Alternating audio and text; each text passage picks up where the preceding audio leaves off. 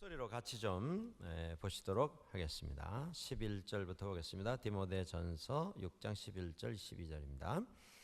오직 너 하나님의 사람아, 이것들을 피하고 의와 경건과 믿음과 사랑과 인내와 온유를 따르며 믿음의 선한 싸움을 싸우라.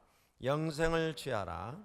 이를 위하여 내가 부르심을 받았고 많은 증인들 앞에서 선한 증언을 하였도다. 아멘. 이제 우리 최 전도사님 올라오셔서 오 나의 사람아, 이런 제목으로 말씀을 전해 주시겠습니다.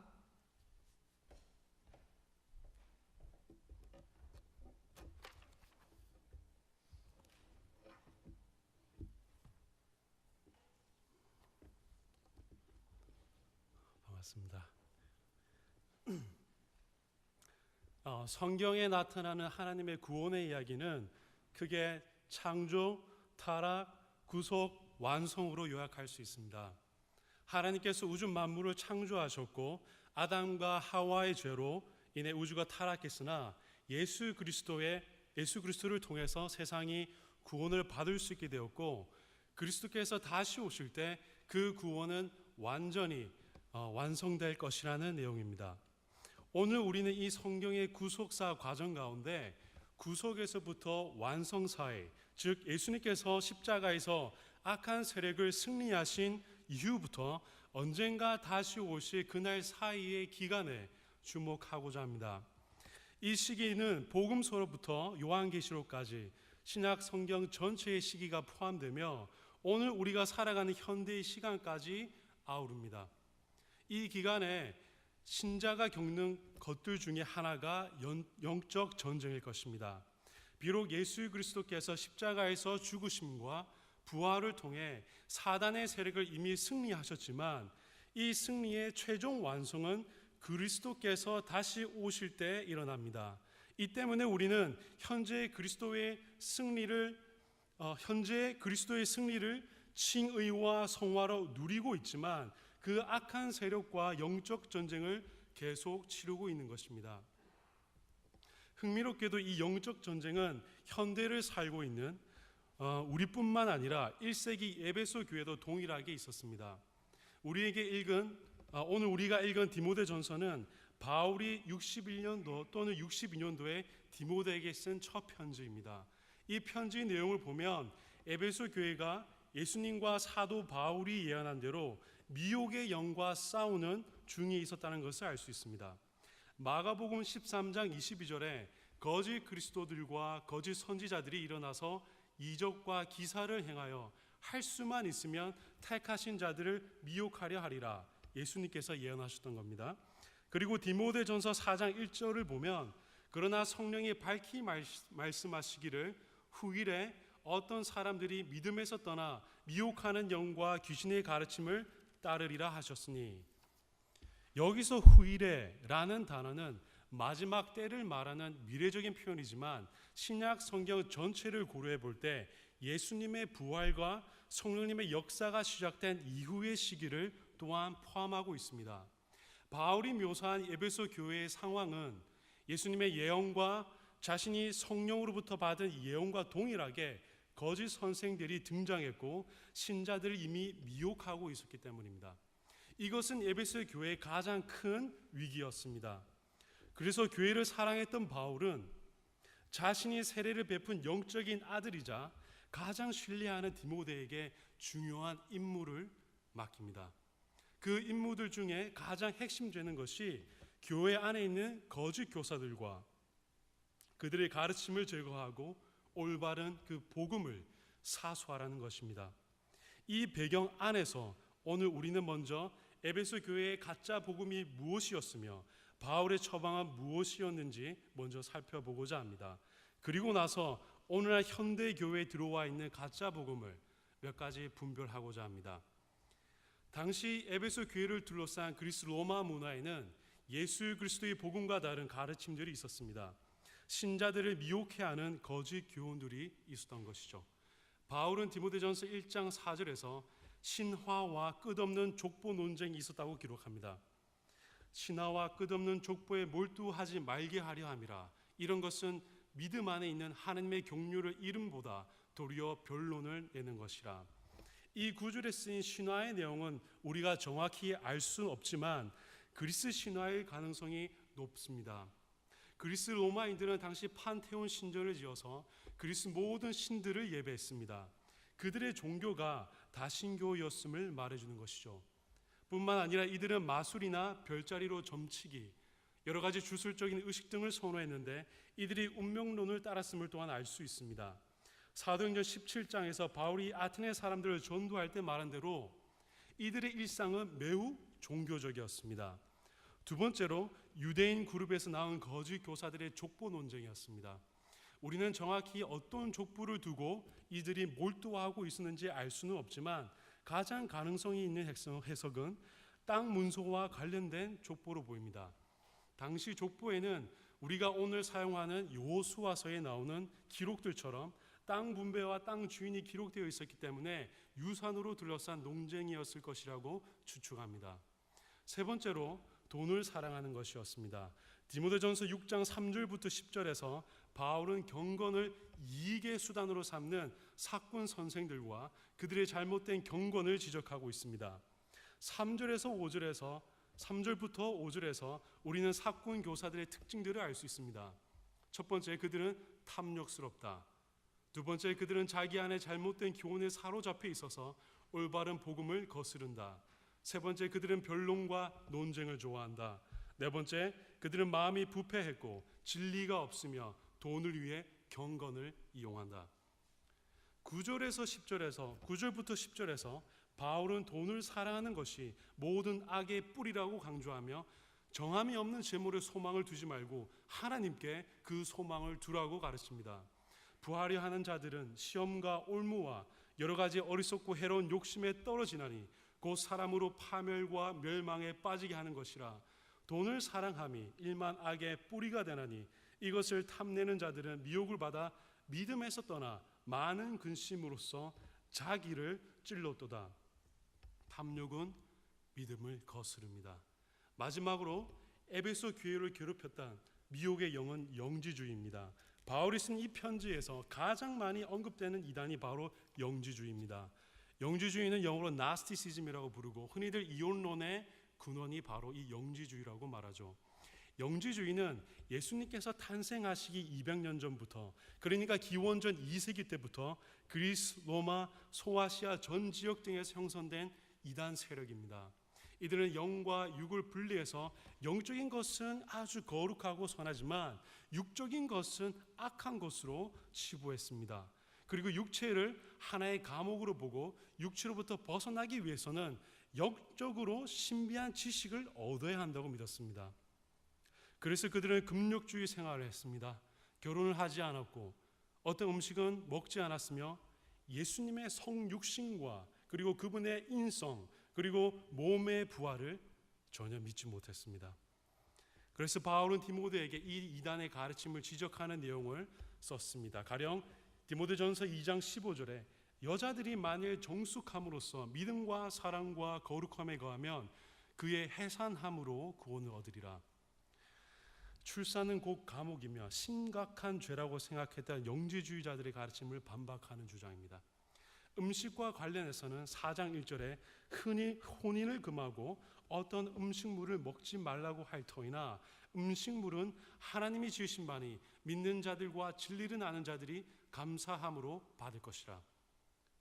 영지주의자들이 추구하던 그 신비로운 지식에 관해서는 6장 20절에 이렇게 기록했습니다. 망령되고 헛된 말과 거짓된 지식의 반론을 피함으로 네게 부탁한 것을 지키라. 바울은 이미 에베소 교회에 일어난 영지주의의 미혹을 강한 어조로 경계하고 있습니다. 놀랍게도 이 이단은 200년 동안 마치 신천지처럼 초대교회에 심각한 악영향을 미쳤습니다. 이러한 거짓 복음, 이러한 미혹 가운데 에베소 교회를 감독하고 있는 디모데에게 바울은 권고합니다. 이 권고가 바로 오늘 본문입니다. 다 같이 한번 읽어보겠습니다. 오직 너 하나님의 사람아 이것들을 피하고 의와 경건과 믿음과 사랑과 인내와 온유를 따르며 믿음의 선한 싸움을 싸우라.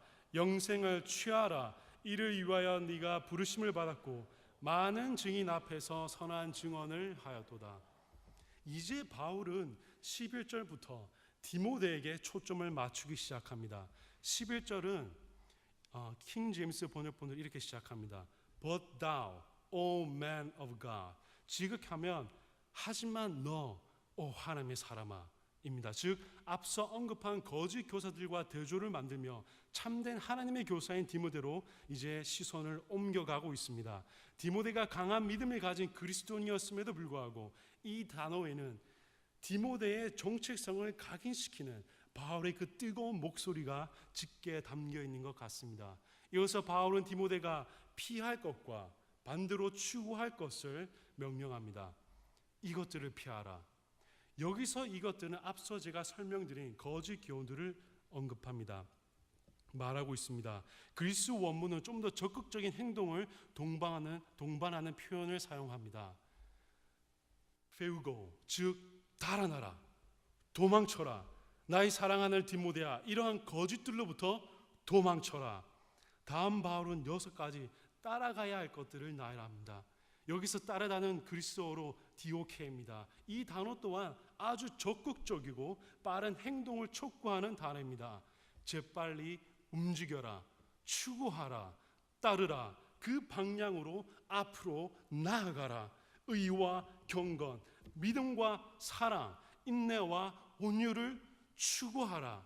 이 6가지 추구의 덕목들은 하나님의 성품들입니다. 따라서 의와 거룩, 믿음과 사랑, 인내와 온유는 성령 하나님이 내주하시는 하나님의 백성들에게서 자연스럽게 드러나게 되는 모습입니다.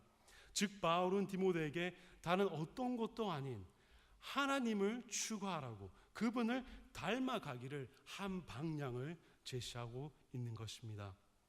이어서 피할 것과 추구해야 할 것, 이 둘 사이의 긴장 속에서 바울은 믿음의 선한 싸움을 싸우라고 명령합니다. 이 싸움은 바울이 에베소 교회에게 쓴 또 다른 편지인 에베소서 6장에 언급한 대로 혈과 육에 대한 싸움이 아니며 권력들과 권세들과 어둠의 세상 주관자들과 하늘에 있는 악한 영들에 대한 것입니다. 이 싸움은 정직하게 분투해야 하는 것입니다. 고린도전서 9장 25절에 바울은 이렇게 기록하고 있습니다. 경기에 참가하는 사람은 누구나 모든 일에 절제합니다. 그들은 썩어 없어질 멸류관을 얻으려고 절제하지만 우리는 썩지 않을 것을 얻으려고 절제합니다. 빌립보서 3장 12절에 이렇게 기록합니다. 나는 이미 얻었거나 이미 온전해진 것이 아닙니다. 나는 그것을 붙잡으려고 쫓아갑니다. 이는 나도 그리스도 예수께 붙잡혔기 때문입니다. 이 싸움은 곧 영생을 붙잡는 것이되 우리의 인내를 요구합니다. 12절, 여기서 붙잡다는 강하게 무언가를 노력하여 쥐는 모습입니다. 영생은 예수 그리스도의 십자가에서 죽으심과 부활을 통해 이미 모든 신자들에게, 우리에게 주어졌습니다. 그러나 아직 완성되지 않은 채로 있으며 예수 그리스도께서 다시 오실 때 우리 또한 예수 그리스도처럼 몸의 부활을 통해 영광의 모습으로 완성될 것입니다. 그렇다면 오늘 교회에는, 오늘 현대 교회는 어떠한 미혹의 영이 있을까요? 1세기 에베소 교회를 괴롭혔던 거짓 교훈들과 같이 현대판 가짜 복음은 무엇일까요? 우리가 적극적으로 피해야 할 것이 무엇인지 3가지만 간단하게 살펴보겠습니다. 첫째, 물질주의 신앙입니다. 물질주의 신앙을 대변하는 대명사가 있다면 아마도 우리가 잘 아는 번영신학일 것입니다. 번영신학은 기본적으로 하나님이 아니라 하나님께서 주실 수 있는 축복을 추구하는 신앙입니다. 물질이 곧 그들의 하나님인 것이죠. 그래서 하나님을 잘 믿으면 물질적인 축복을 받고 하나님을 잘 믿지 못하면 가난의 저주를 받는다고 오해합니다. 대표적인 목사가 있다면 긍정의 힘이라는 책으로 세계적인 스타 목사가 된 조엘 오스틴일 것입니다. 이 책의 요점은 긍정적인 사고 체계가 곧 변화와 성공의 능력이라는 것입니다. 그리고 이 힘의 목표는 다름이 아니라 현대인이 바라는 바로 부와 성공을 향하고 있습니다. 그러나 참된 복음은 부가 곧 하나님의 축복의 결과만은 아님을 분명하게 보여주고 있습니다. 가령 의로웠던 욥은 하나님으로부터 물질의 축복을 받았었지만 하나님의 시험으로 인해 한순간에 가난해지기도 했습니다. 그리고 그는 주신 이도 여호와시요 거두신 이도 여호와시오니 여호와의 이름이 찬송을 받으실지어다며 하나님을 원망하지 않았습니다. 또한 예수님은 제자들에게 누구든지 나를 따라오려거든 자기를 부인하고 자기 십자가를 지고 나를 따를 것이니라.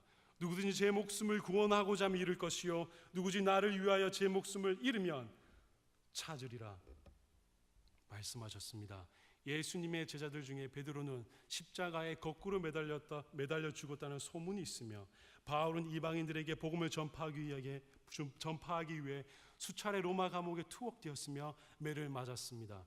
초대교회 신자들은 신앙을 지키기 위해 네로 황제의 잔혹한 핍박 가운데 사자밥이 되거나 불에 타 죽었으며 우리가 잘 아는 손양원 목사님은 자신의 두 아들을 죽인 원수를 입양하기까지 그리스도의 사랑을 자식이 몸소 실천해야 했습니다.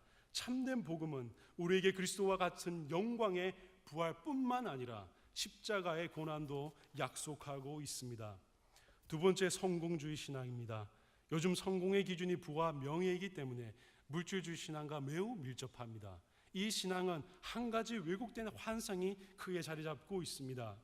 그것은 하나님의 영광을 위해 큰 영향력을 미칠 수 있는 영향력 있는 사람이 되어야 한다는 것입니다.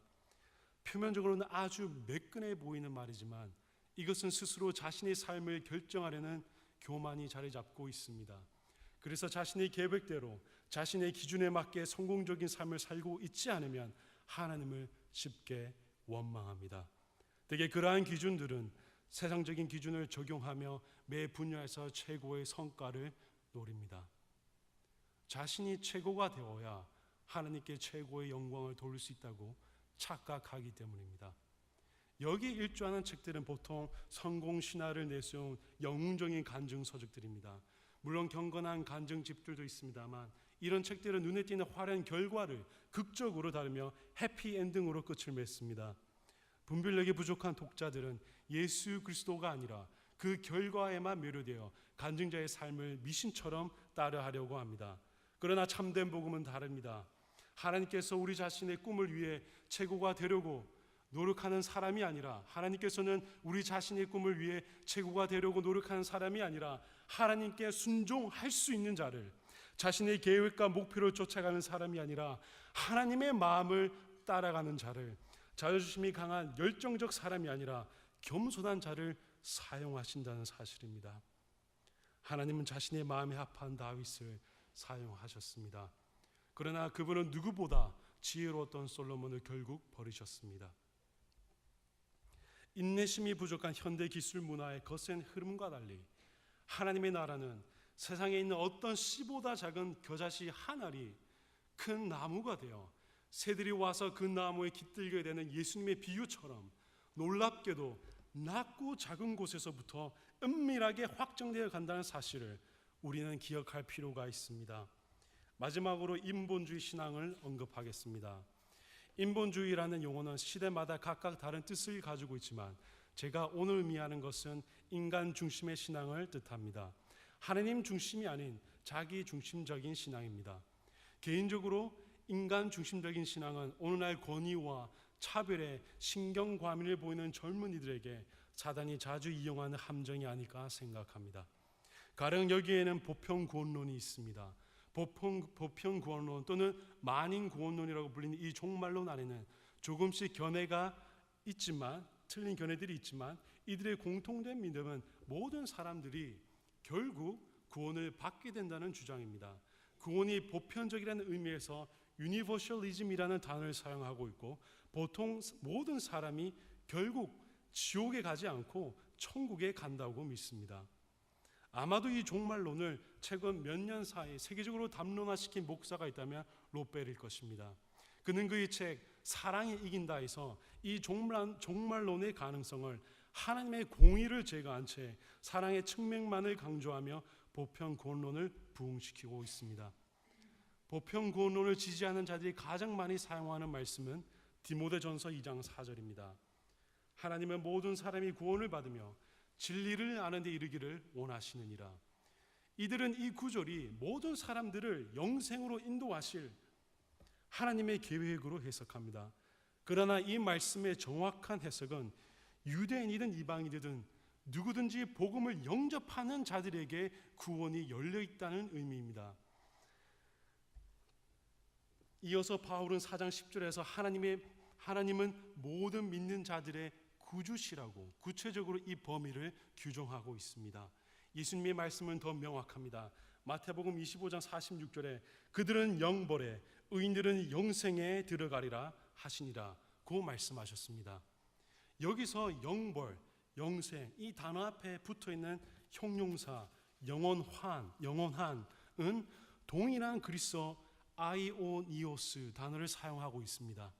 따라서 영원한 생명이 있다고 예수님께서 말씀하셨다면 영원한 벌도 있다는 사실을 의미하는 것입니다.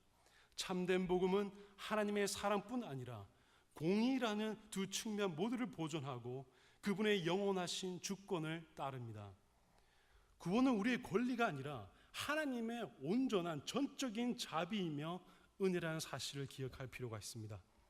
그리고 하나님의 백성인 우리는 피조물이라는 사실 반드시 기억해야 하며 해바라기가 태양만을 바라보는 것이 참 자유이며 생명이듯 그리스도인은 악한 세대의 유행이 아니라 하나님의 영감으로 된 성경이 우리의 삶의 기준임을 믿고 따라가야 할 것입니다.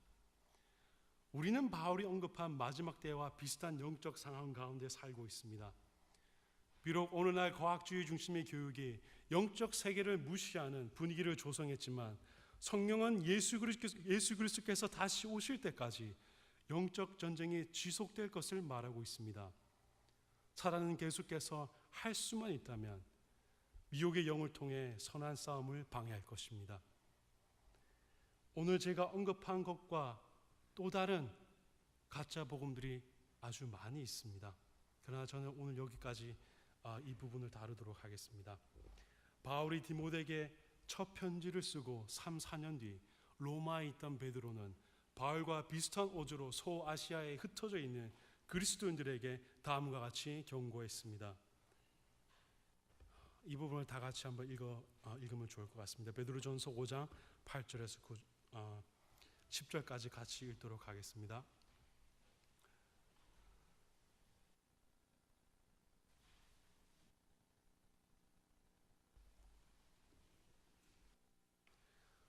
다 찾으신 줄 알고 다 같이 읽도록 하겠습니다. 근신하라 깨어라 너의 대장 마귀가 우는 사자같이 두루 다니며 삼킬 자를 찾나니 너희는 믿음을 굳건하게 하여 그를 대적하라. 이는 세상에 있는 너의 형제들도 동일한 고난을 당한 줄을 알미라. 모든 은혜의 하나님 곧 그리스도 안에서 너희를 부르사 자기의 영원한 영광에 들어가게 하시니가 잠깐 고난을 당한 너희를 친히 온전하게 하시며 굳건하게 하시며 강하게 하시며 털을 경건하게 하시리라. 아멘. 모든 그리스도인들은 그리스도의 군사로서 영적 전쟁에 참가하고 있습니다. 그러나 만약에 우리 일상 속에서 아무런 영적 분투를 느끼지 못하고 안주하고 있다면 우리 신앙을 반드시 점검해 보아야 할 것입니다. 저는 오늘 저녁 여러분과 제 자신에게 마지막으로 다음 세 가지 질문을 하고 싶습니다. 우리는 하나님의 사람으로서 반드시 피해야 할 거짓 교훈들로부터 도망치고 있는가? 그리고 하나님 그분의 얼굴을 간절히 추구하고 있는가? 구원의 완성을 향한 이 영적 여정에서 믿음의 선한 싸움을 끊임없이 싸우고 있는가? 오직 너 하나님의 사람아. 이 시간 다 같이 설교 말씀과 관련해서 성령님께서 각